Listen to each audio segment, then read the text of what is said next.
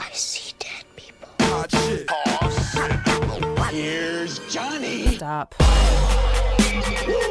We have such sights to show you. Bring the motherfucking ruckus! Fuck you too! Makes bitch go on and on. It's a feminine phenomenon. Hello. I'm Chapel Rones. On today's episode, we talk about vaginas. Oh no. Really? No. Betty White, tell me, how do you feel about a vagina? Oh, that's the son of Betty White because she she's said dead. nothing because she's dead. Yeah, Matthew Perry. What do you think about Dude, hot tubs? I can't believe I didn't Matthew Perry this year. Very cool. We all are surprised that you didn't Matthew Perry. Man, I tried so hard. Apparently, Oh shit! I just realized I didn't end the last episode saying thanks for listening. Unsubscribe, kill yourself. Instead, we just said you're done. You're dead. apparently naming river floats after Matthew Perry Memorial River Floats is in poor taste. Looked down upon. Yeah. Or just make sure you get a whole bunch of shots of ketamine before you go down the river. hell yeah. And you're having a good time. Oh, very cool. What is it? The guy from Kill Bill jerk off session memorial. David Carradine. Yeah, there you go. Yeah, The Carradine special. You know, kids these days don't think Amelia Earhart existed because they're all like, she was like deaf, dumb, and blind. She couldn't fly a plane. No, that's right. Yeah. Right. I just thought it was That's a real thing. I thought it was because she couldn't vote. I thought it was because she was a woman. Oh yeah. Well, they don't exist. Yeah, well, no, not really. Not No, anymore. that's not what I'm saying. Not anymore. Have you seen the Olympics? No, they don't. Good point. Oh, And no, I don't watch That's it. why you have to literally put a label on them so you know which they are. yeah. Oh. That's why you have to check their Twitter bio to know. Yeah. And to find out if they're retarded or not. Yeah. Which, it's back, by the way. You're allowed to say that. Oh yeah, it's back, yeah, baby. yeah, If yeah. Fucking Wesley Snipes If says Wesley retard. Snipes can say it, then we it's can say back. it. It's God. back, yeah. It's very cool. I can't wait for Deadpool and Wolverine and Cable. And Wesley Snipes comes back and calls him a faggot. The 90s are back! That would actually be really fun. So what would the title be? Deadpool and retard? Deadpool and faggot? No, the movie's just going to be Deadpool and Wolverine and Cable. That's Yeah. Just keep adding ands at the end of each one. I would see that. And then it'll be Deadpool and Wolverine and Cable and Domino. And I'd watch that. yeah. I'd watch that porn flick. Hell yeah. Dude. Domino. Zazzy beats. Yeah. That's Zazzy beat up. Hell yeah. Like everyone's fighting for top. Zazzy beat the that's- pussy up. I'm sure that you think someone said that to her in high school. Come on, Probably. yeah. It- Well, probably not in high school. Probably. It jokes itself. People probably post that on our Instagram daily. She was on That's a Atlanta. stage I name. respect There's no way her. that's her actual name. Oh yeah. Zazzy Beats? Yeah. True. know. That's true. It's That's a not good spelled point. the way you think it is. I still think probably stage name. It probably is, yeah. Are you telling me Childish Let's look it up. Gambino is not his real Don name? Lover. Don Glover. Don Lover. I did name. I think it's episode 39. We were reading these stories about someone getting a centipede stuck in their dick or something, and I called it Dong Lover. The episode. Yeah, it was like a horror story about some dude who puts on a condom and. Wait, a horror story? Like Texas Chainsaw 3? Yeah, like Texas Chainsaw Massacre. Who hasn't imagined being sounded by a centipede? Yeah. What would be scarier, that or your Human soundipede. Oh God. I'd watch that. No. What would be scarier, that or Big Z showing up in the No, we showing can't. up like We We can't can't talk make about. Big Z jokes. talk The world doesn't know about They Big will. Z. I am wrong. Zazie Olivia Beetz was born in Berlin to her father, Oh, that- Thomas Beetz, Oh. a German cabinet maker who immigrated to the United States in 1990 after the fall of the So Berlin it's Wall. Führer Beats? Yeah. You know, Fiona Beetz. well, you know, it's like they, like your name, like if you look at with the etymology of your last name, Yeah. somewhere down the line, it's like, oh, this is a person who did X, Y, or Z. What was he beating? Oh. His Just children. meat. Was it his meat, or was it his kids, or his wife? Beats meats. That's why Domino had the black eye. Oh. That's why she has all the black skin. Very cool. You beat her a lot. She was white. Oof. oh, Just like I was a female. Just like, it's very brave. And then I competed in the Olympics, so now I'm Nice. obviously a guy. Very nice. Did you see that Paralympic weightlifting competition the other day? The woman that won from Brazil. All right.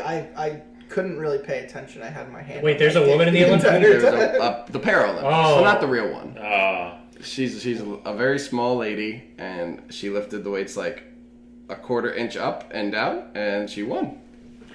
And Hey. people were like, Hey, "Hey, she's a para. It's fine." more Did power she just to have her. no arms, or Oh, she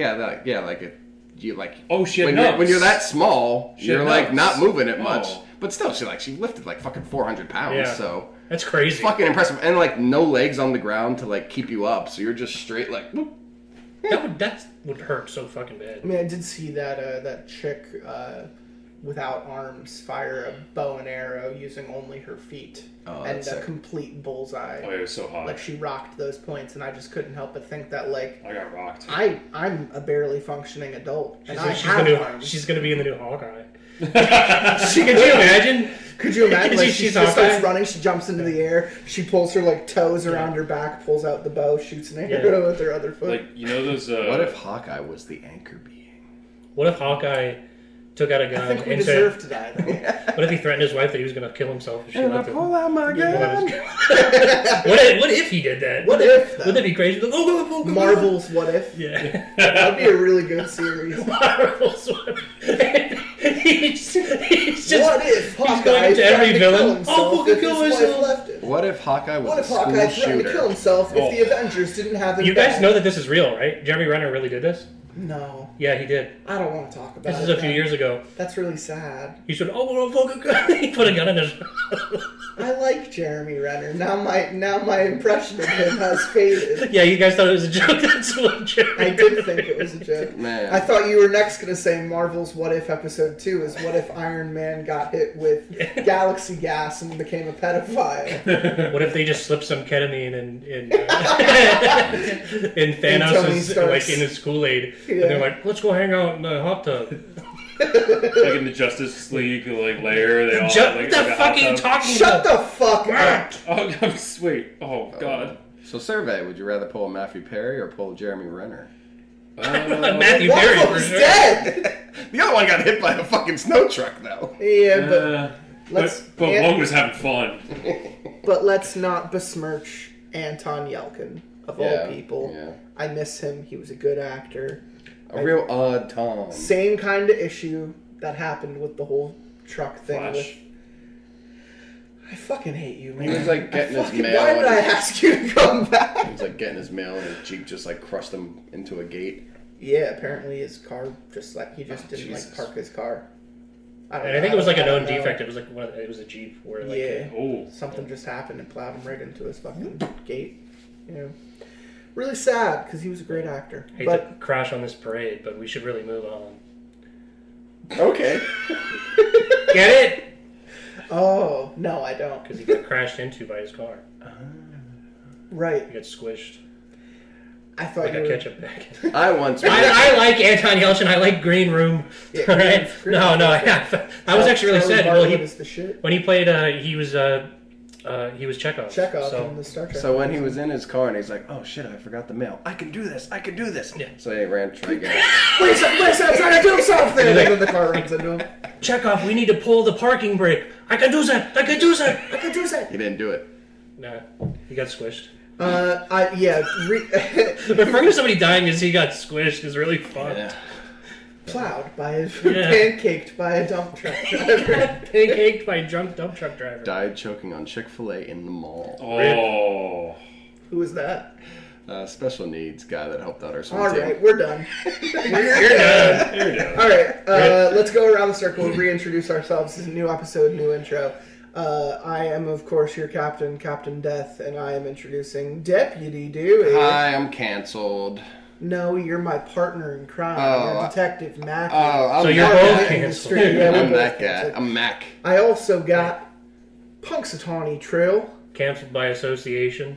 Canceled by And- canceled first out of all four of us. And because I was caught goose stepping in the streets, it's been all over TikTok. I've been trying to hide it, but I really hope that Morb guy comes back. more. Morg.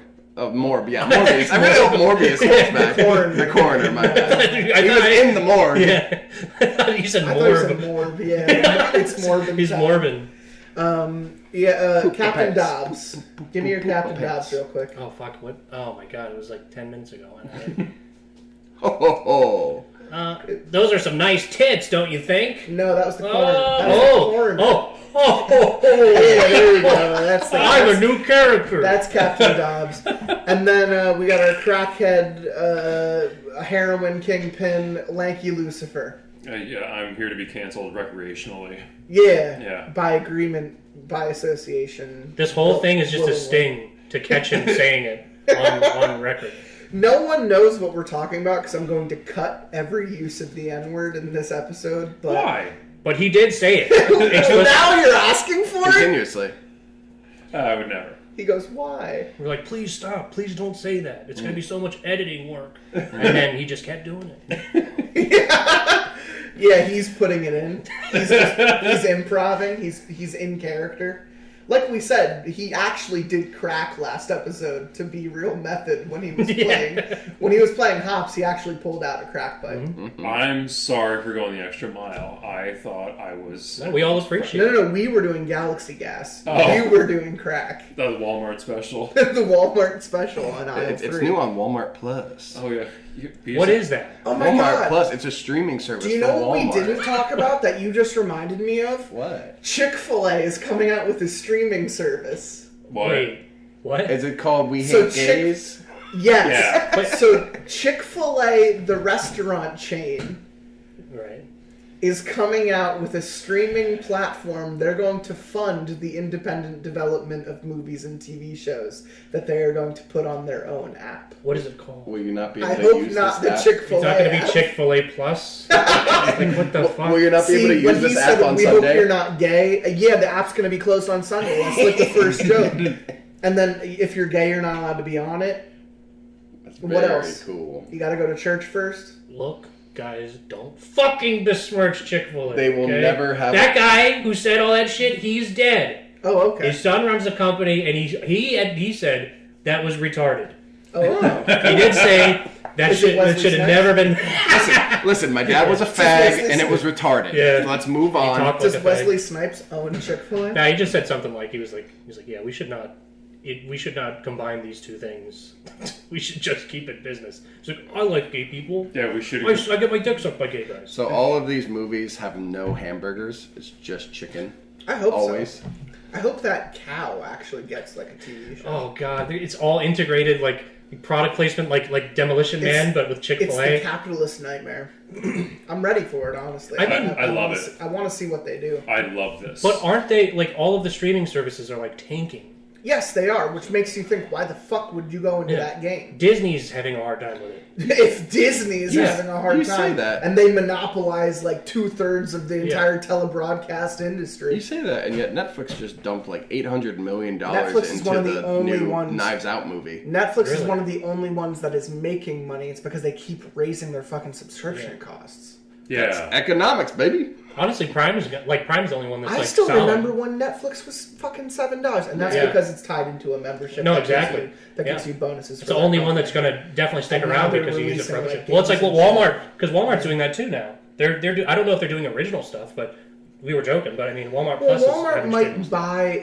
Walmart has a subdivision that like co-owns Voodoo. I was going to say, do they own like Redbox or something? No, they own Voodoo. They own Voodoo. Which is the online Yeah. one, which is shared with the company Fandango. So Okay. the two of them co-own Voodoo. So technically, the movie rights that exist on Voodoo, which isn't everything, but it's a Yeah. lot of shit, should be accessible. I mean, I've been using Voodoo for almost 15 years now. Now that I think about it, You don't have to brag. He loves they Voodoo. were the first company other than Apple, which I have never personally liked. First company other than Apple to do free app on your computer that you can watch Yeah. free things on and then buy to compile your own personal library. Well, wasn't it like Whenever you bought movies that came with, came like with a a free code, right? strip, yeah. Well, that's what I was going to ask because I thought There were Sony two owned a different part companies. of that, or do they own a different company? Because like for their movies, it was a different service that you yes, could like. it was like punch my in. HD Ultra or something.com, and it wasn't as good, and it got shut down. Yeah, just like all of that. This is why you should never buy digital Sony shit. Yeah. Because look what they did with yeah, what the fuck? so is- much more of their Well, stuff. what's the anime streaming service. I now pronounce you Chuck Crunchyroll? and Larry. Crunchyroll, yeah, they own Crunchyroll. Oh, okay. And you know what I happened didn't with know them that. recently, right? Where No. they, I stopped my I think- Crunchyroll subscription probably 3 years ago. I think, like... Because I somebody- steal everything. Yeah.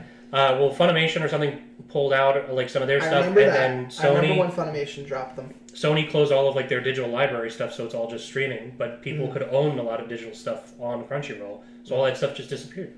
And it's like I think Shame. you could like cash out into like another service, you know, could, yeah. like they could just they gave them vouchers for that shit elsewhere.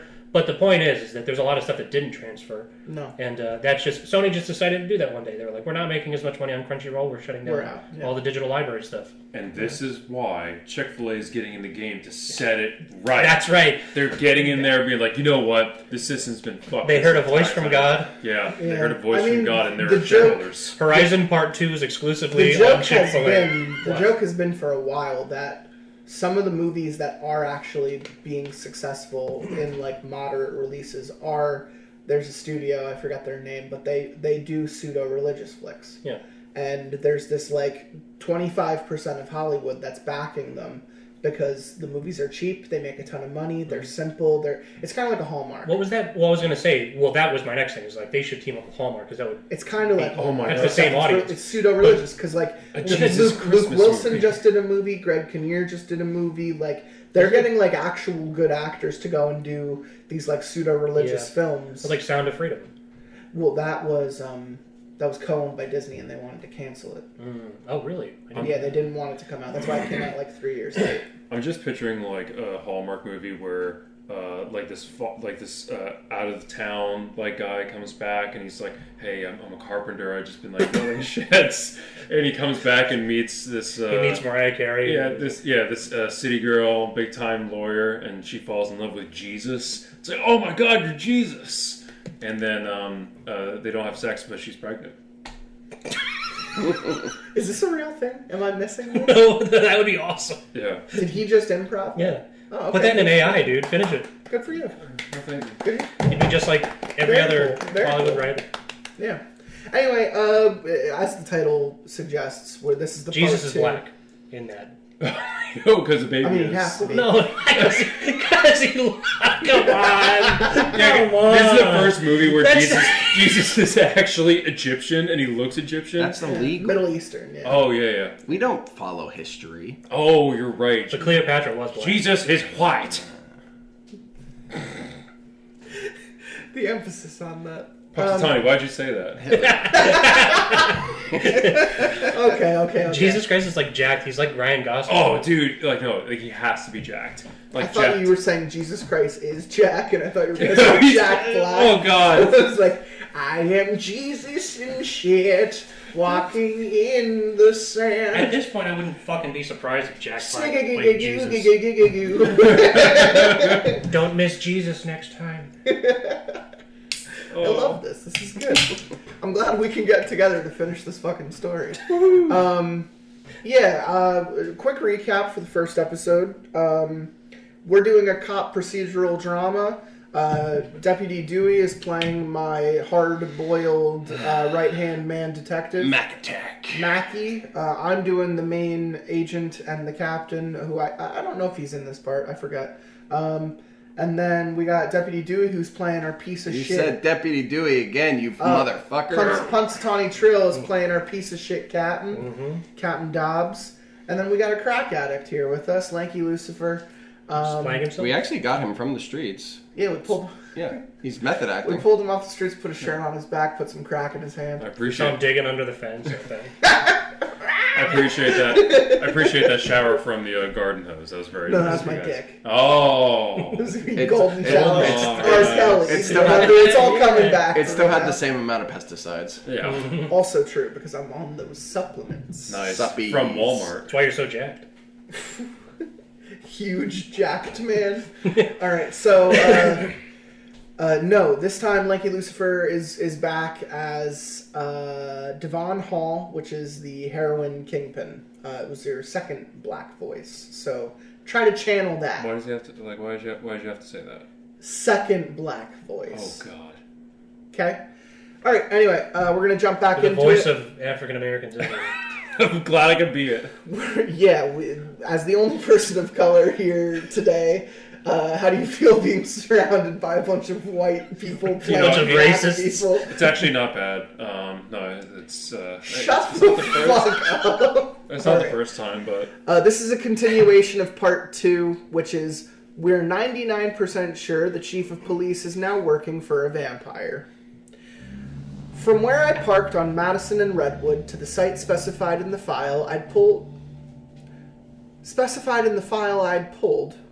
was a distance of roughly a quarter mile and change, close enough to get back and forth in the event anything went south, and far enough to avoid suspicion if I had to hide. On my right was the Old Town dump, and on my left were trees that ran thick and deep and unyielding for miles until they hit the mountain slopes and riverbeds on the state border. About 30 miles behind me was the town proper. About 10 back was the edge of the outermost suburbs, and ahead of me, I both hoped and didn't, was supposedly what was only described as a pre-prepared site for the disposal of ferals. As a reminder, ferals are these like vampire crack addicts that are running down eating people. Fortunately and unfortunately, when I reached the crest of the hill, 1,000 yards or so from where even the dirt trail ended, I saw it. A mighty pit, at the far end of which was the dozer that dug the thing, and in the middle of which I saw, after running down the slope and sliding in the mud, were indeed dozens and dozens of bodies in various states of decomposition. Decomp.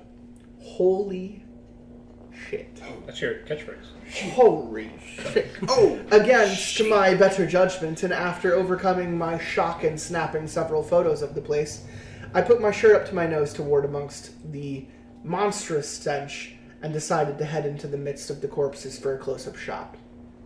There was enough dirt in between the things to walk without stepping on them, so that afforded me a small degree of comfort at the very least. When I found a feral that was lying face up, and thus one I didn't have to move with my bare hands, I knelt beside the thing and took a series of close-ups of its face, of its red, whiteless, and lifeless eyes. Its gaunt frame, jagged, mangled, razor-sharp teeth. And then... Get him on the edge! I heard from the woods on the other side of the hill. No sooner did I hit the dirt and play dead did I whip out my phone and place it strategically behind the leg of the corpse. Then I suddenly aimed it at the hill just as 3 figures reached the lip of it. One of them held a thrashing bagged figure with the holding pole by the neck and moved it to the edge of the pit. His partner then removed the bag from the feral's head, put his service weapon against the thing's temple, and pulled the trigger. The catch released on the pole and the feral tumbled down the slope of the bank and hit the dirt. Then the armored men removed their masks, and they were too far off for me to see their faces even through the zoom feature on the phone. But one took out his cell phone, punched in a number, and put it to his ear. Yo, Chief. It's done. Yeah. Yes, sir. Who? Davis and Mackey? What's Mr. Ruth want with them? Okay. All right, okay. Need to know basis and all that. I get it. I don't know. I haven't seen either one of them in days. Nah. Dobbs doesn't know anything either, sir. Talked to him this morning. But, we'll let you know if we find anything out. Okay. Yep. All right, goodbye. Love you. Say it back. And off, and off the pair of them went the way they came.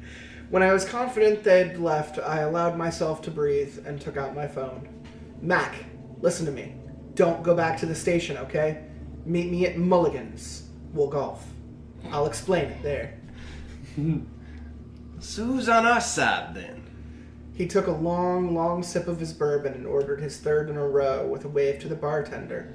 Where do we take the case, Stubbs? Try that one more time. Where do we take the case, Stubbs? I don't know. Haven't talked to him since we got chewed out by seals, so I don't know where he stands on this. If we ask him, we have to get him alone. Away from the station, too, where we can, handle him if he's not on our side. And you're sure the chief is in on this? I don't know. Abrams said, "Yo, chief," to whoever he called at the pit. I remember thinking Seals was being a little overzealous and shutting down the investigation, but at the time I just thought, oh, classic Seals, Guy's a self-interest asshole. I took a sip of my own drink. But it makes a lot more sense if that's who Abrams called. We might have to take this federal if we can figure out exactly what we're dealing with. Any luck on your end? Yeah, plenty. But I'm not sure it matters now. Hopefully it does. He rifled through his briefcase next to him on the side of the booth and produced a small stack of papers and documents. He handed me the first few pages. Check this out. Got Barbara to subpoena some of these Donovan records. Turns out, he had been paid by Hall or Veach for years of his legal services. Seriously? Yep, not directly at least. He tapped the name in the corner that could be found throughout the papers. See that right there? Victor Winifred Ruth. Got his address too, right in the Heights. But they were at least smart enough not to use a residential one. Holy shit. It's your catchphrase. Ruth was handling Hall and Veach's legal fees? We got him, both of them. I gotta say, man, I don't think there's a man alive I want to see do the perp walk more than Dennis fucking Donovan. Yeah, well, expect them to hit back hard when we put out the warrant. These guys have friends in high places. But we've got Deborah, and that means Ruth hasn't got his hands on the DA, at least not yet. Yeah, but this shady shit goes a lot deeper and higher up than him. Deborah says that Mayor Carver had been putting pressure on the old DA to start looking the other way with some routine shipping violations down at the dock irons. But when he hit a snag on that front, he got the Finance and Economic Growth Committee to push this through. Hang on. He started sifting through some of his files again and brought out a 4-page stapled document that he slid over to me. Ordinance 129. Passed it a year ago and change. Long story short, it repealed an old regulation about maximum allowable tonnage per crate that could be landed on the irons. Did it supposedly because of inspections were slowing down the process and hurting business. Blah, blah, blah. So how does this tie in? Take a look here on page 3. He flipped the document for me and tapped the relevant bullet point. Doesn't say it in so many words, but that, Barb tells me, anyway, repels yet another law specifically put in place to combat human trafficking. Passed the council unanimously, and he knew the optics of an election year veto on an anti-human trafficking bill would be suicide. So he slipped the repel in his midnight bill and got the thing rammed through us as Working Man's Act, with only minimum fanfare from the dispatch. Whatever. Smart guy. When did this go through? November, a year ago, soon as he won re-election. Isn't that the same month he fired the old DA? Well, the DA resigned, but I'm glad you asked. He pulled another file from the stack. Don't have much on this one, but according to this gem of a leaked memo here, it just says, "No, Wolford, ask too many goddamn questions. Give me Daniels." It's from Carver.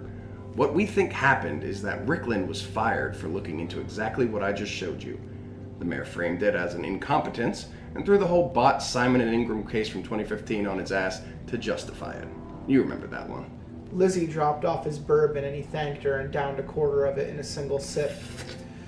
No, I don't really follow any of that stuff. He dabbed his mouth with a napkin. Doesn't matter. Anyway, Carver thought he could push for Daniels instead of Wolford, but he got voted down on the matter. That's why the DA hands is clean in all this. And thank God they are. But it's not like the mayor didn't try his damnedest. You're losing me, Mac. Long story short, Mayor Carver pushed for relaxing shipping regulations. Got it through the council. Went through back channels to sack his DA for looking into it. Tried to get his own guy in to replace him. Fucked it up. Got stuck with Wolford instead. Then he backed off. By then he backed out, but by that time he had what he wanted anyway. Politicians are corrupt, water's wet. How does that fit in the Harlow-Ruth thing? Take a look here. Pulling another bundle from the stack. Remember the Transparency and Campaign Accountability Ordinance the council passed back in 2011? It's illegal for campaign donations to come from anonymous sources here in the city. Those records have to be public. Look at this list of the mayor's financial backers from his 2012 campaign. Estate of Winston Harlow, Estate of Winston Harlow, Teachers Union, Estate of Winston Harlow, Jackson and Associates, oh look, Estate of Winston Harlow. On and on like that. Holy shit. I grabbed it from him and flipped through. Harlow is prominently displayed throughout. Handed it back to him. Didn't Harlow just move to town? What the hell's he doing contributing to a mayor in 2012? That, my friend, is exactly the right question. The one that binds all this together. He downed the last of his bourbon and pulled out his phone. Then he hooked his headphones to the jack and handed me an earbud. What is this? Just listen. got this grainy-ass recording from Barbara's 2012 files. Girl's a rock star. Said she should get in a lot of trouble for accessing these files, but it looks like they forgot to get rid of one. I put the bud in my ear and hit play. This is supposed to be the Mayor Carver. Classic mayor. Oh boy. Alright. Southern aristocrat, I guess. Read as yourself. Oh. Give me N-word. No, give me just like fucking white guy. Oh. Whitey. I don't know how to do that. I'm not white. Huge, big hands. No, I understand. I got my own priorities in line if I win, Mr. Harlow. But I'll see about your dock and bill. I'm afraid I can't accept your seeing about my bill as an answer, Mr. Carver. If I can't get a guarantee this will pass, I'll have no choice but to withdraw my financial backing. Whoa. Hey, come on now. That's a little rash, wouldn't you agree? Listen. I don't want you to feel like your support has gone unappreciated. As you know, just last week, I think I managed to pull the strings to kill a private sale of Summercrest. Fuddruckers. He said the N-word again. To kill a private sale of Summercrest Manor in our Heights district. So it would be open and available for you and Mr. Ruth when you arrive. I believe that was your condition for a first deposit, yes? I looked at Mackie with an open mouth and he pointed back to the phone. That was a condition, but the importance of it, if I'm being thoroughly honest, Mr. Carver, pales in comparison to the passage of Stevedor's bill. Listen to me very, very carefully. When we begin, there can be no inspections of what comes in from my shipping line. What you do with the other boats, I couldn't care less about, but mine must unload their cargo unmolested. Is that clear? It's clear. I understand. And I'm not saying it won't get done. It will. But it needs to happen in a manner that Arouses. Nice. It needs to happen in a manner that arouses the least amount. It needs to happen in a manner that arouses the least amount of suspicion possible, you know? It'll take time. I'm stuck with an asshole DA who's the kind of guy who looks into stuff. His term doesn't end until 2016. So. Fire him, then. You can do that, yes? What? I can't fire the district attorney. He's an elected official. Then pressure him to resign, and place him with someone who will not impede this legislation. You're the politician. If you can win this election, if you can sell a human trafficking bill, repeal and open up my docks, then surely you can find a way to deal with an uncooperative attorney. I just don't Do think... it, Vince. This is not a request. Otherwise, I'll be forced to dispatch Mr. Ruth to pay you a visit. That won't be necessary, Winston. Thank you for your support. The video ended, and I looked up at Mac. Holy shit. Dead to rights, my friend. The dossier's our weapon now, Ethan. Add this to your evidence of the chief's cover-up, and if we play our cards right, we might just topple this thing before. Bzz, bzz, bzz. That's the station. Should I get it? I nodded. Might as well see what they want, what their terms are. After a brief hesitation, he hit accept and put the phone to his ear. Mackie. Hey, Abrams. No. Out on the beat. You know how it is. I don't know exactly. Depends on how long the... He paused and listened for a bit. Okay, oh, hey, Chief. Yes, sir. No, sir. You told us to drop that case. Any developments on it? He shot me a look and began scribbling on a napkin. Yes, sir. I haven't heard much about it since then. No, sir. We haven't spoken with Dobbs on the matter since our meeting. I held up the note. It said they're tracing the call. He nodded, put a 50 on the table, and we stood up and left. Yes, sir. Yes, sir. We'll do that. Okay. We'll see you soon. Love you. He hung up the phone, and I threw on my coat. We need to get out of here, now. Leave it. I brought my car. I didn't finish my line. We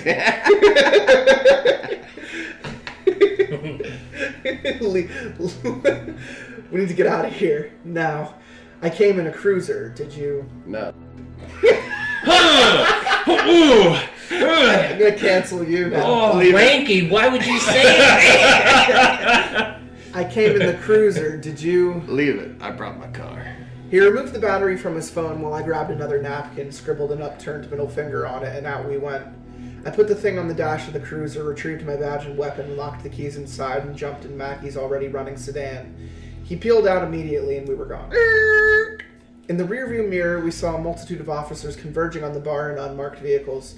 Several got out, a few went into the bar itself, and at least one, likely Abrams, although it was hard to tell from the growing distance, walked up to the cruiser, spotted the gift I'd left him, and took out his phone. The scene vanished behind the hill. Bzz, bzz, bzz. My phone this time. It's the station, I said. And without any time for Mac's input, I accepted the call and put it to my ear. Hey, Chief. Davis!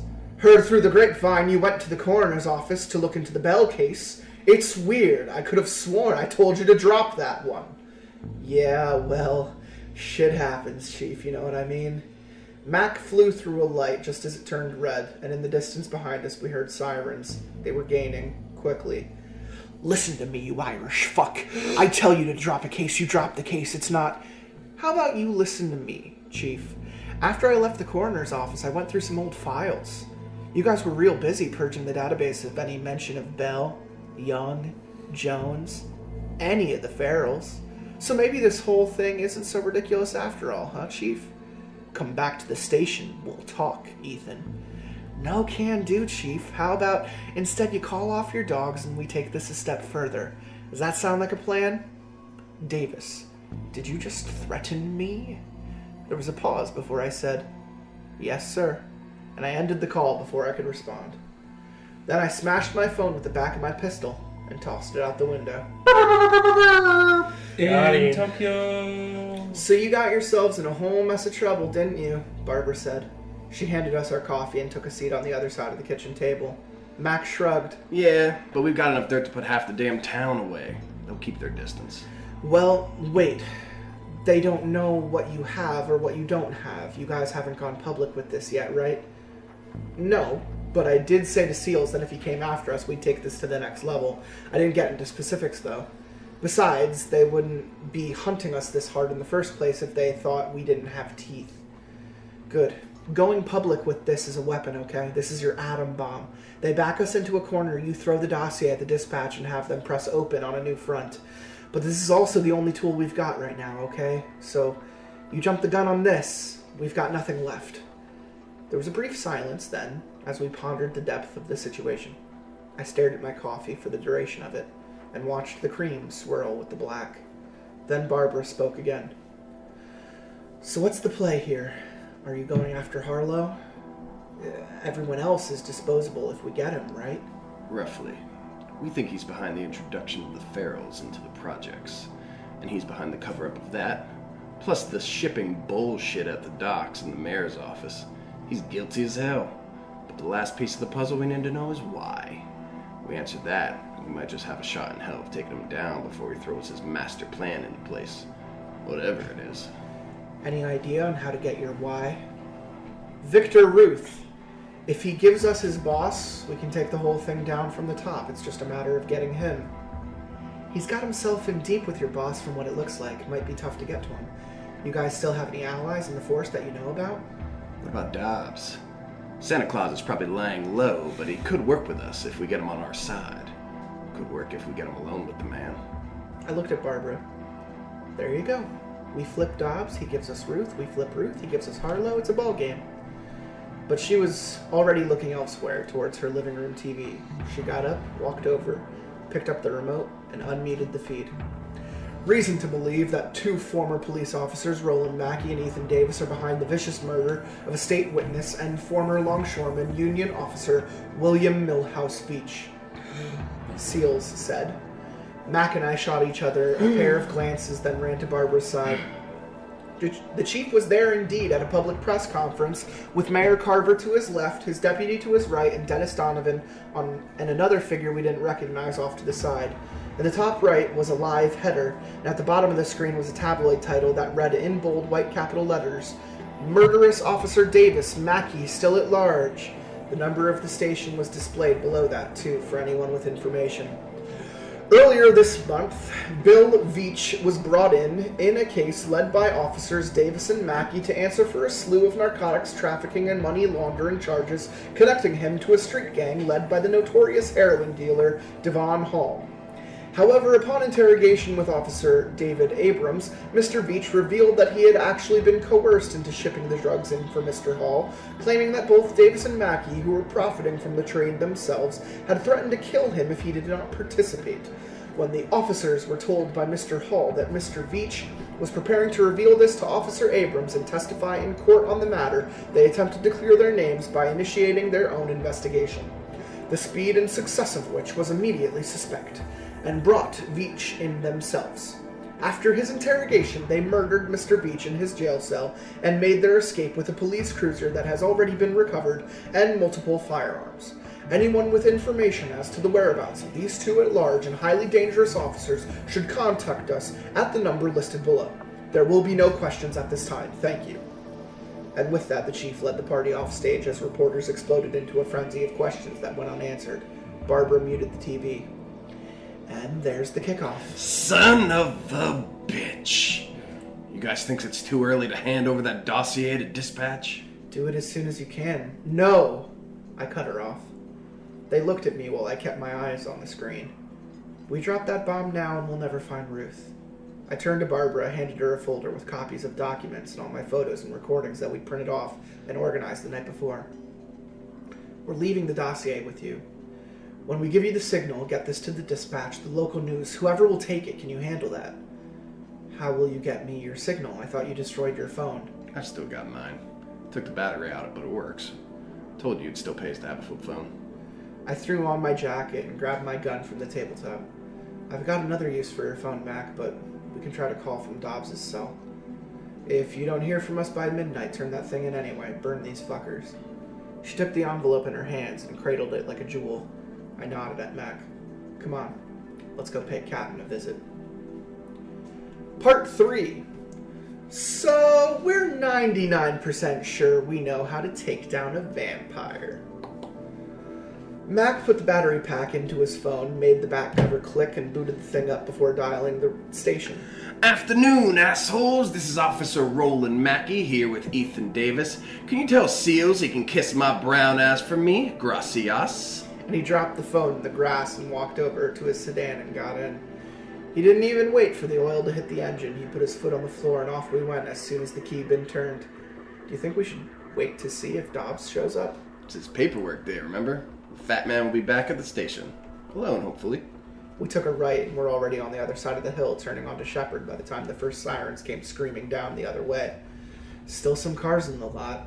Mac shut off the car. But most of the cruisers are gone. You see Dobbs' car anywhere? I pulled the binoculars back up and searched. Yeah, there it is. Old beat-up jalopy by the back dumpster. He's here all right.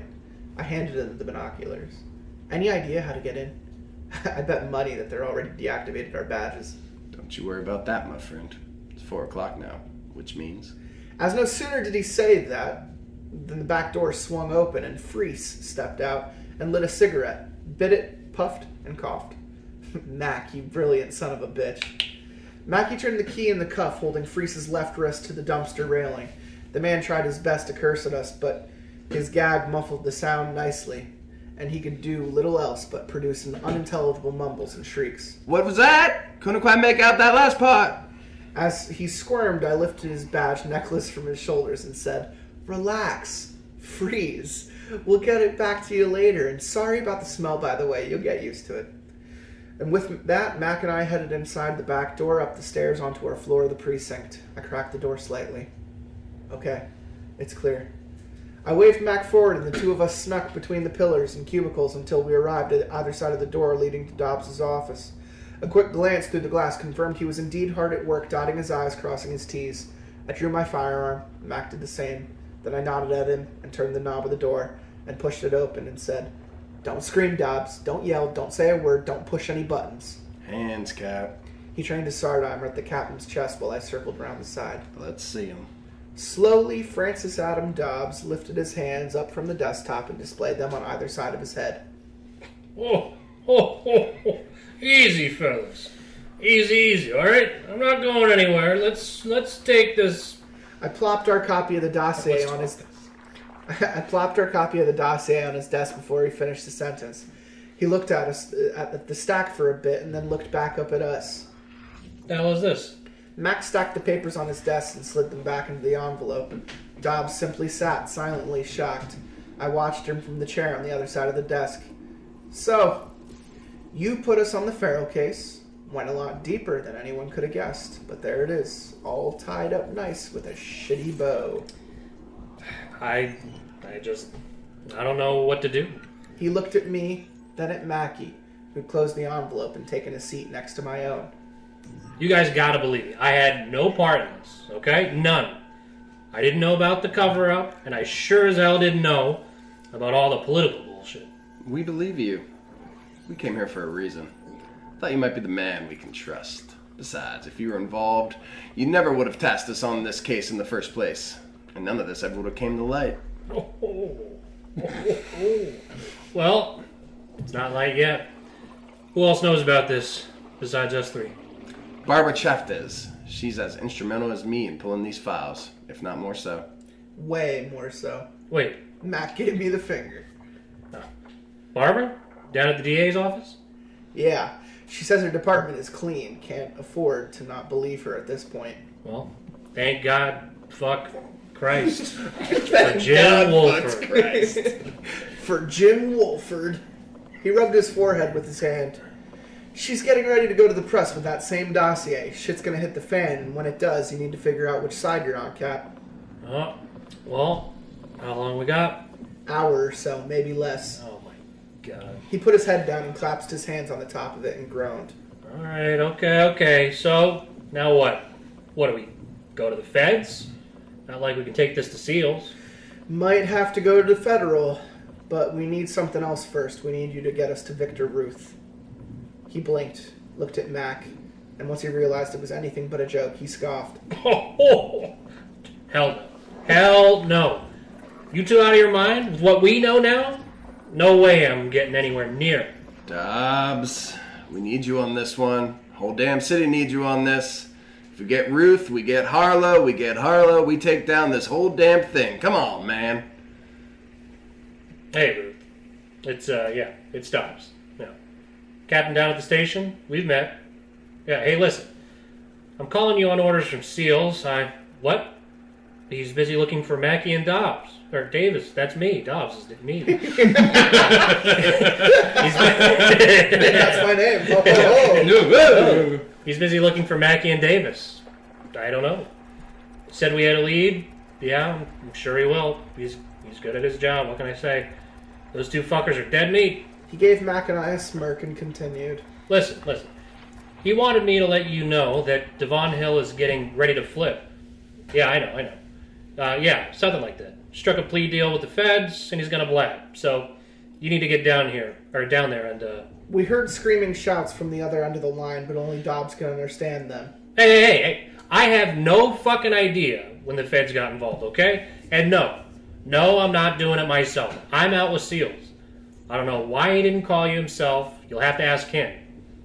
No, he can't come to the phone right now. Hey, listen. Okay. You want to take a risk and let Hall slide? Be my guest. I got shit to do. He hung up the phone. Mac and I looked at each other and then down at him. So, we need to get down to Devon Hall's safe house. you know where that is? He grabbed his keys. I'm the one who signed the paperwork on it. Come on. Devon Hall's safe house sat on a sparsely wooded hillside a quarter hour from the station itself, and it was the perfect hideaway for a man in Hall's position. Away from town, away from trouble.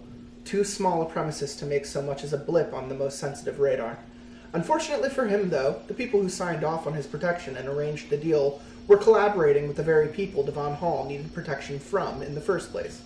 When we arrived at the place, there was already a car there in the side yard with its blinking blinkers flashing, and its doors hanging wide open at the hinge. Holy shit. Shit, come on! And I ran for the house with Mackie at my back, equally panicked, and Dobbs a good distance behind him, huffing, puffing, wheezing, as he attempted to break out into his version of a sprint. Devon, you okay? I stormed into the house and past the muted but running TV with my weapon. Then came a response from the kitchen. Hell no, I ain't okay, man.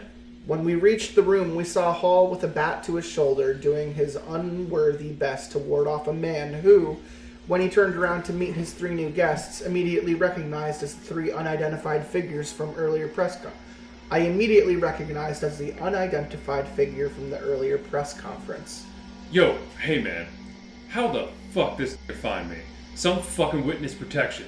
Back down, Ruth. Now! Mackie stepped up to my side, and a moment later Dobbs came in. Both had their firearms leveled. And then, just as Ruth put the pieces together, and just as he realized he'd been tricked, and that there were no federal agents after all, damn it, there was a swish and a metallic clang as Hall brought his bat crashing down on Ruth's shoulder and screamed out, You like that, you Russian bitch? Ruth howled, but although he stumbled, he didn't fall. And he caught Devon's second swing with a single hand and launched the man into the cabinets with such monstrous force 2 of the doors snapped from the hinges and fell with him back to the tile. Then he swung around and knocked the gun from my grip with a backhanded slap and kicked Mac in the chest.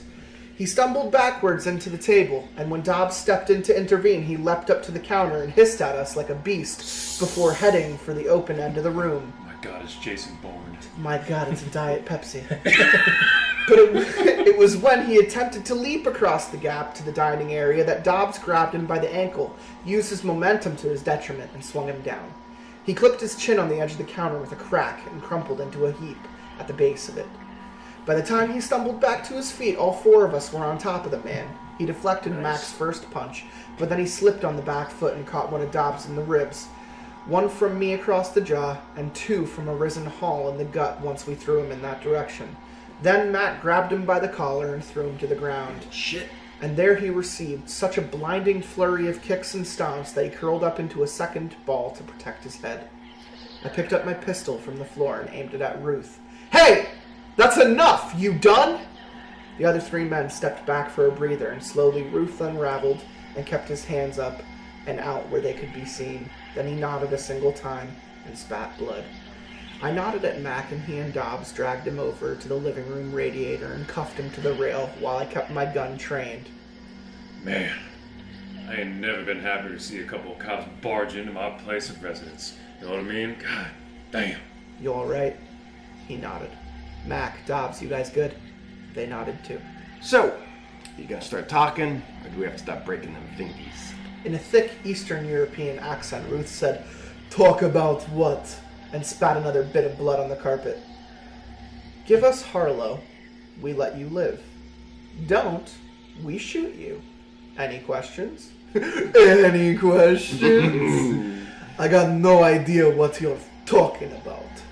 Oh, for fuck's sake, man. Dobbs had collapsed on the couch and spoken between heaving breaths. I talked to you 20 minutes ago. You're here because I told you to stop Hall before he flipped to the feds. Wait, hang on, what? You the asshole who sent him here? You fat Easy, motherfucker. Hall. 1 at a time. I knelt down next to Ruth. We know you're working for Winston Harlow, okay? We know all about that bullshit at the docks. We know all about you keeping Veach and this guy, I threw my thumb over my shoulder at Hall, in line. And we know Harlow's pretty much bought the mayor and the precinct. You, now jabbing a finger in his chest, are going to tell us what the end game is and where to find your boss. Or what? You beat me? Look at that, the man does catch on quickly. Either that or he's been in this situation before. Probably from the other side. Damn right he's been on the other side. Motherfucker used to beat my boys into an inch of their lives, man. So, how's it feel to be on the one getting the beaten, Roski? I'm Ukrainian, you fuck. Big ass vodka pounding bald dude named Boris. Same difference. Tell us what we want to know and we won't take a wrench to your knee. Simple as that. Ruth only smiled. You think I'd be in this position if I was afraid of punches and kicks? He gauged the room for a bit before adding, Go ahead. Take that wrench to me. Beat me. Break my bones. But you won't get Harlow. Yo, this guy's wet. Tie me down. He's into it, Daddy. Good. Take my pencil. Put it in my ass. Good. Sound me. Sound me. with a centipede. Yo, this guy gapes. Good. Dobbs said as he stood up and rolled his shirt up to the elbow and stormed over. Then I can beat the shit out of you just for fun. Before Ruth could do much more than wince, Dobbs threw his fist into the man's jaw and sent a tooth flying across the room. Then he grabbed the wounded area of his shoulder where Hall had brought down the bat and squeezed it. Ruth screamed and tried and failed to wriggle out of Dobbs's grasp, but to no avail. Talk, asshole! Tell us what you know, and this all ends real quick. But when Dobbs released his grip, Ruth, after taking a moment to breathe, and despite the tears, spat blood again and laughed. You've got more in your gut than that, yes? Come on then, give me more! Dobbs didn't hesitate. He threw another punch into Ruth's gut and was winding up for a second when Mac grabbed him by the shoulder. Shit, Cap, don't kill him. At least not till he talks. He's not gonna talk. You heard the man, Roland. Might as well have some fun. Oh, all right. Hang on. Hall said as we looked at him, and he looked at Ruth and nodded. Yeah, that'll work. Hang on. He ran back down the hallway to what I assume was a bedroom, rustled around a bit, and ran back not a half minute later. He was carrying a Bible and a smirk. Hell yeah. What are you doing? Ruth said. He was unable to hide a nervous pitch. But Hall didn't answer. Instead, he flipped through the Old Testament, settled on a page roughly a third of the way through, with the thickness of the book, and cleared his throat. The Lord is my shepherd. I shall not want. He maketh me lie down in green pastures. He leadeth me beside still waters. Stop it! He restored my soul. He leads me into paths of righteousness of his name's sake. I looked at Ruth, and he was squirming, hissing. Stop it! He began tugging on the cuff, but didn't budge. I'm Jewish. Oh wait, this is the Old Testament. Never mind. I'm terrible. Yeah. Yay. Yeah. Ladies and gentlemen, Lanky Lucifer is no Samuel Jackson. God damn it. Yea, though I may walk through the... Yea, through I walk through the valley of the shadow of death, I will fear no evil, for thou art with me. Thy rod and thy staff, they comfort me. Stop it! Stop it! Stop it! Stop it! Ruth began yanking his hand back and forth, and the metal of the bracelet clanged repeatedly up against the radiator, but still held its grip. He began to scream. Preparest. Oh, Preparest. preparest. Also, I sounded it out, and that's what it said. Preparest. Thou preparest a table for me in the presence of mine enemies. Thou anointest my head with oil, my cup runneth over. Ruth, having given up all effort to break his binds, began squirming and nearly seizing on the floor of the place, thrashing and making an unceremonious slobbering spectacle of himself. Mackie and I shot each other a pair of glances. Surely goodness and mercy will follow me in the days of my life, and I will dwell in the house of the Lord forever. Devon looked up from the conclusion of the passage and said, We got plenty of scriptures to read, my dude. How long we spend in this house of the Lord is up to you. Rusky. Rusky. Rusky, Russian ski. Okay, I'll talk. What the hell? What the hell is going on? What the fuck is this shit? Yeah, Ruth. What the hell is going on? Enlighten the fat man. Ruth sat up then, exhausted, slobbering and whimpering. He promised me eternal life. Who?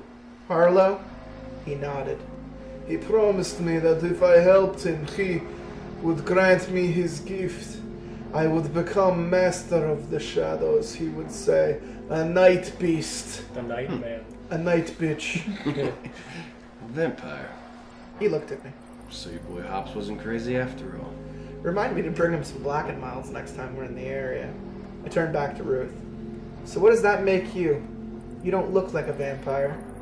I'm his familiar, obviously. The servant of a vampire ancient.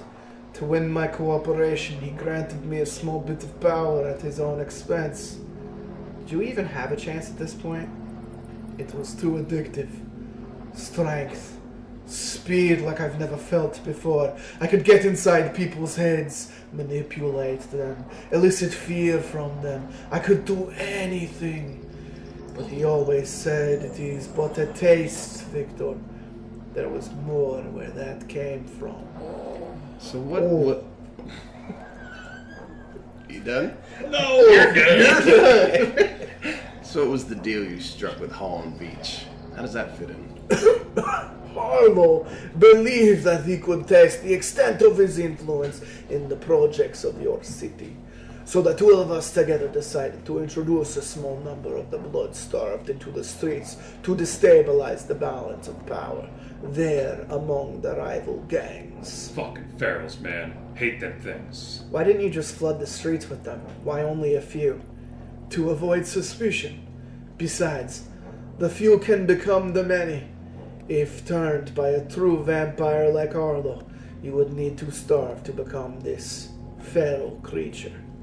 But if turned by a blood-starved directly, you become one. When there were enough, we figured they would drive the weak away or kill them, and whoever remained would then turn to me for assistance in dealing with the things, using your chief and his men as muscle when the time was right. Then we would own them and the neighborhood, and I needed that man Veach to stop, or to ship them in. But due to inspection requirements at the dock irons, we realized we would never succeed in slipping the cargo past the nets. Hence the ordinance. So Harlow himself became a political player to get things moving. And there's those donations to Carver. Ruth nodded. I spoke up. Wait, hang on.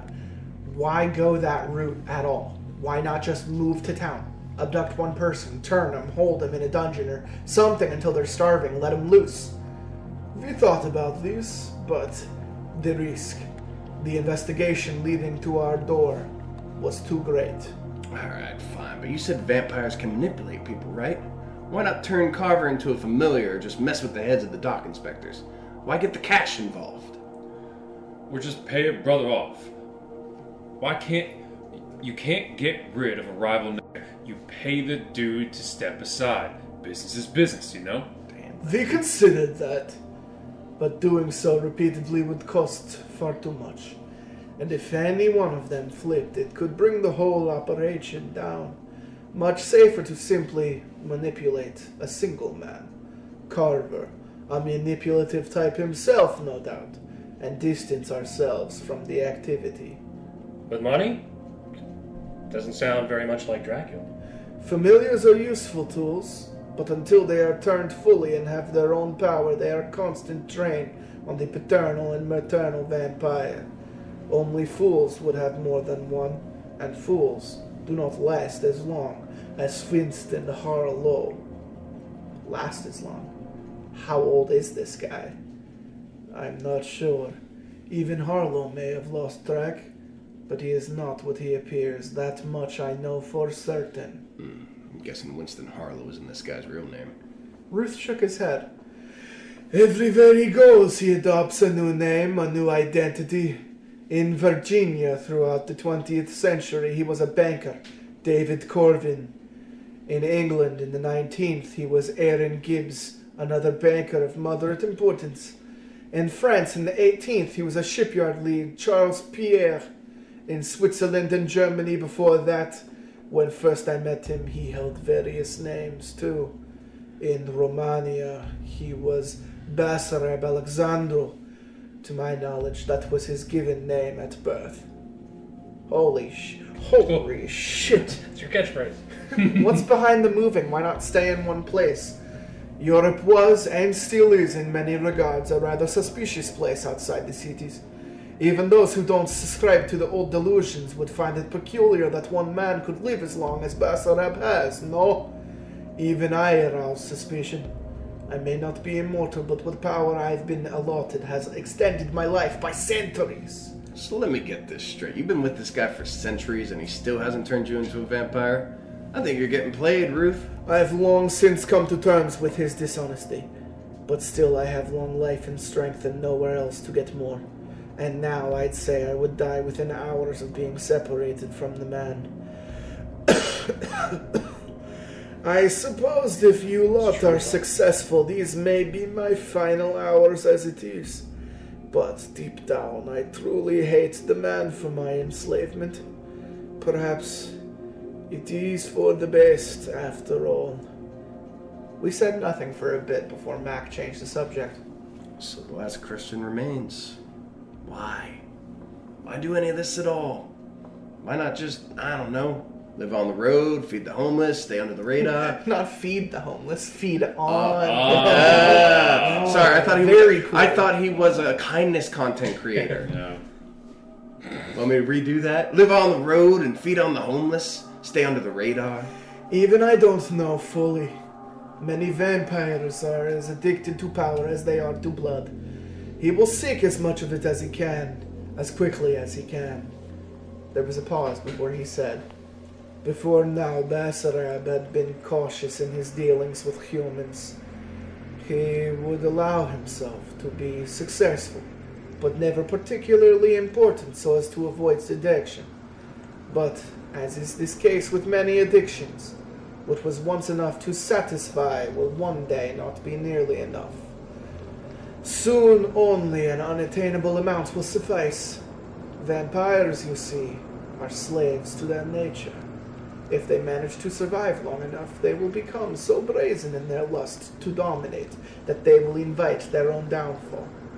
It is a check against their own immortality, and one that cannot so easily be overcome. Hey guys.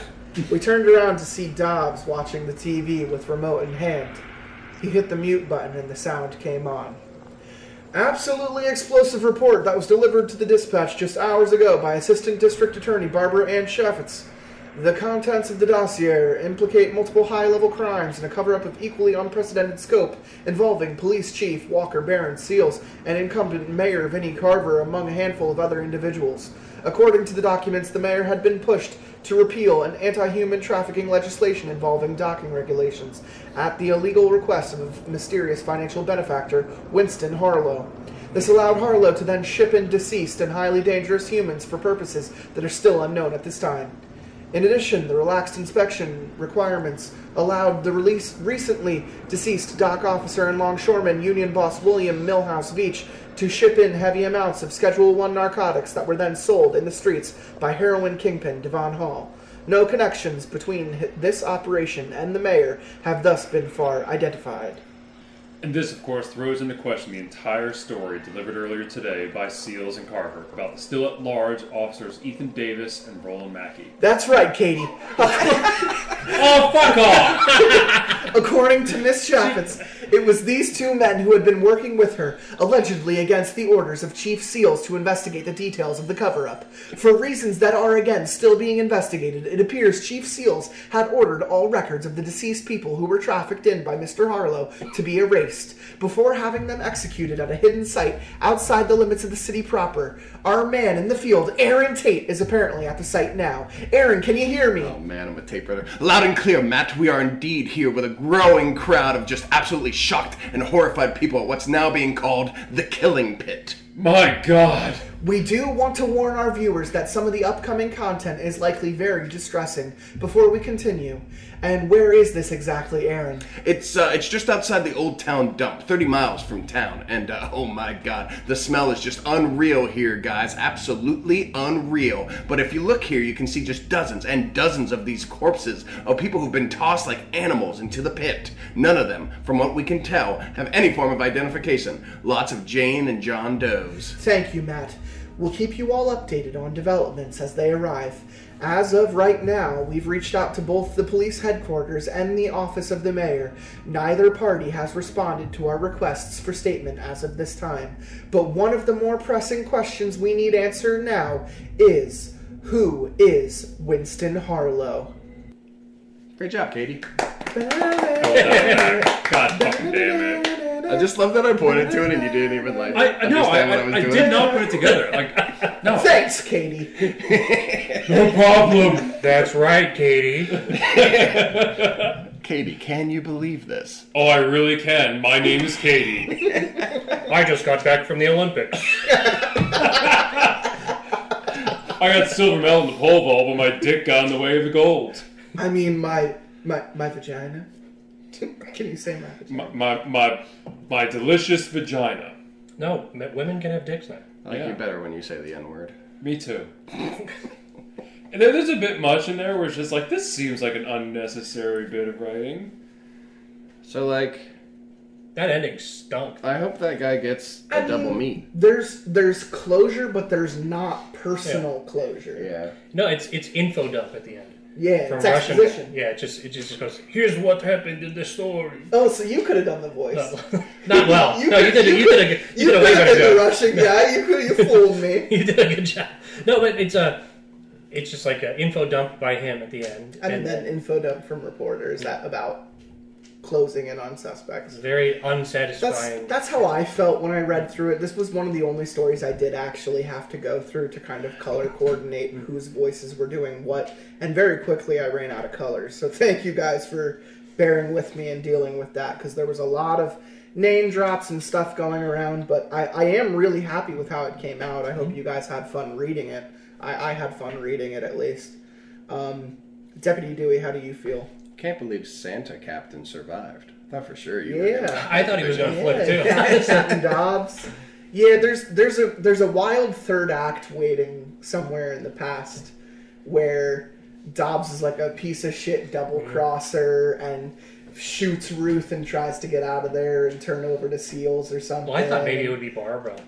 I thought maybe Barbara at the I end. don't think she's in it enough to really get a read on her. I think she's But that's kind of why I thought so too, because it's like we don't even know this Or character. you could've just killed and her. suddenly she has all the information that could have just killed her. Next thing you know, the news comes out, public attorney Barbara Chaffetz is killed and crazy thing, they blame it on the two cops that are on the lam, it could have been, it could have definitely been drawn out more. I don't know if I've read anything else from this author, but this just seems to be his thing where he or she will start a series, get a couple parts in, everyone will follow along and give them praises about how well it's done, and then it's just just done. Just kind of done. I didn't want to not read it because I still liked the idea of doing something like this, because it's been a while since we've done like a script read like this before. Like the last one I can personally think of was the last time I had Django on an episode with Strawberry Shortcake. Like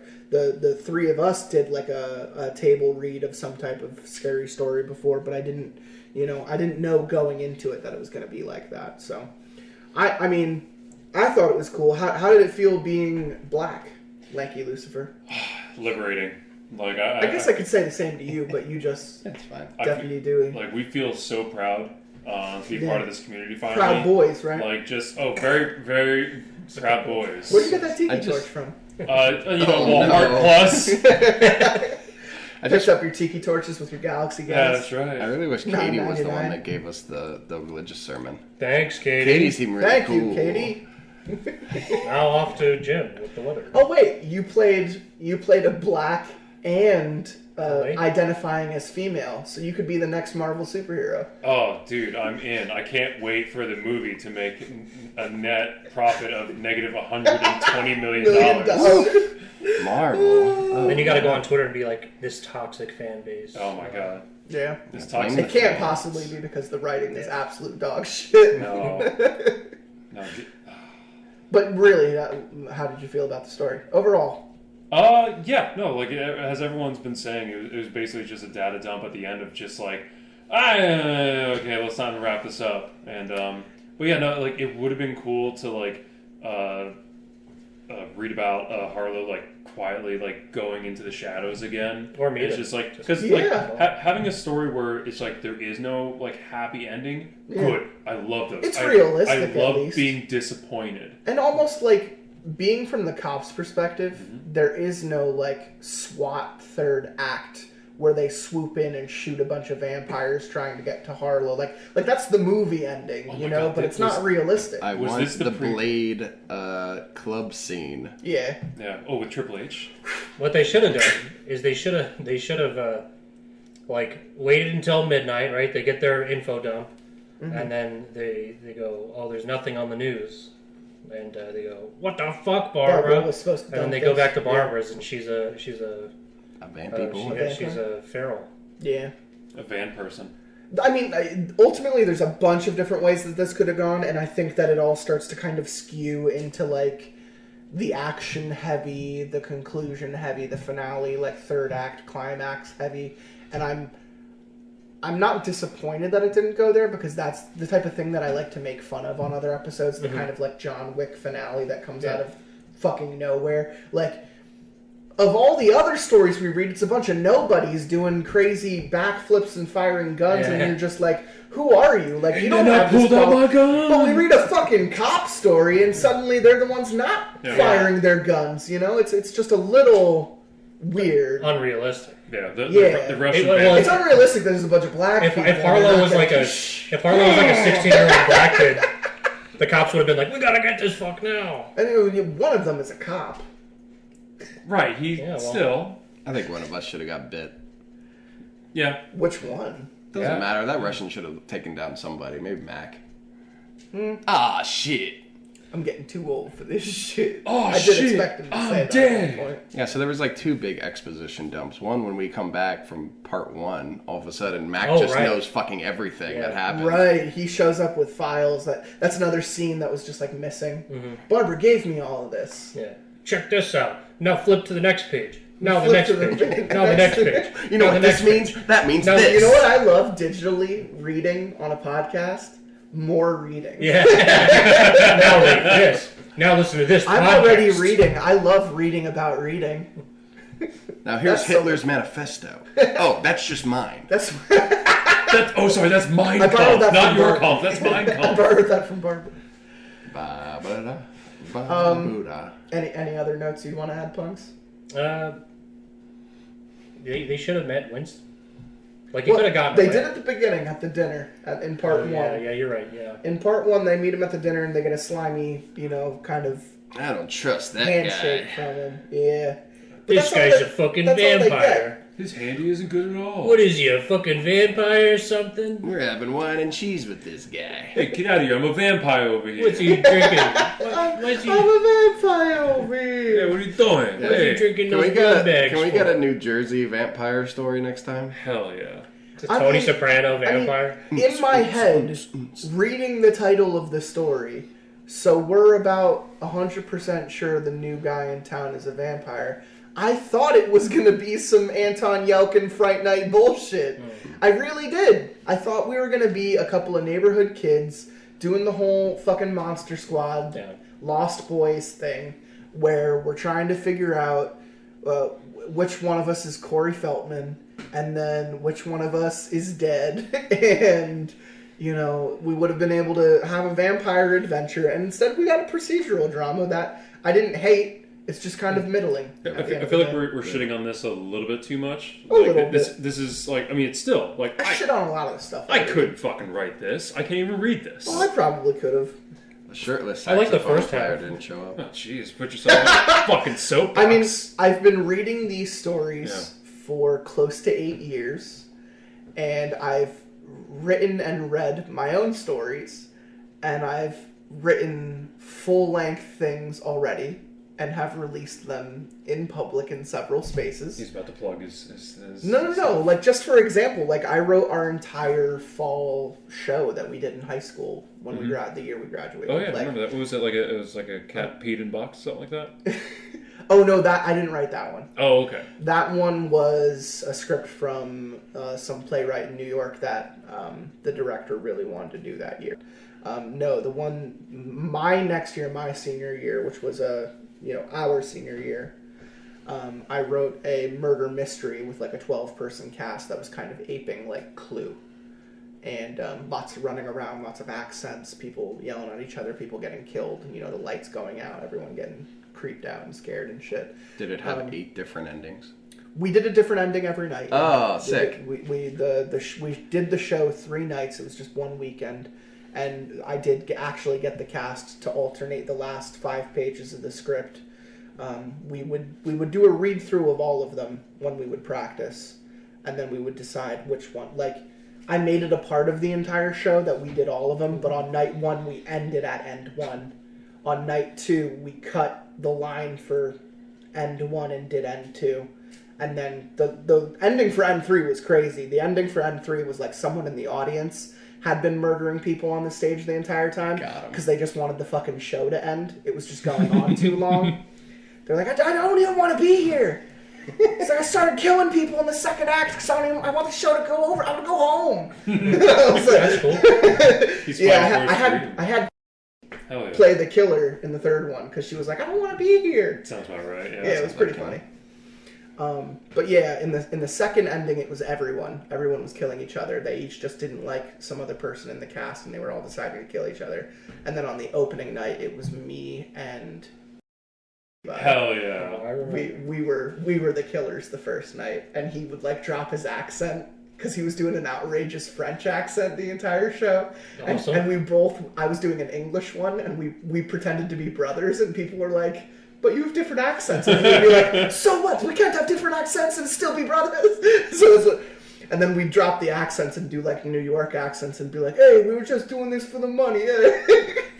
So he was really good at that. This is like a knockoff of Among Us. You stole this from Among Us. The New York It was Times Clue. called it a thing. I just like the it was idea of literally saying Clue. that you stole this from Among Us a decade before Among Us. It's almost like he plays a game every year. I was going to say that the is stolen thing game, from the thing. The thing game would be funnier to say that I stole from Among Us, but I think when I was coming up with that, Among Us was still like a thing. It wasn't like because I think Among Us came out in like 2014, and I don't think Was that long ago? I think so. Oh, wow. I just don't think we started playing the game until 2017. Just like Hollywood, Captain Death has no original ideas. That's right. No, that's a joke on something else I wrote. I made a script for a movie called Unoriginal, and it apes on like every 80s rom-com like ever made, and it just does all the stereotypes. John Cusack stars in it. Yeah, it really did feel like a Molly Ringwald. like a like the guy who wrote like 16 Candles. John Hughes. Yeah. Are you going to start writing the religious scripts now?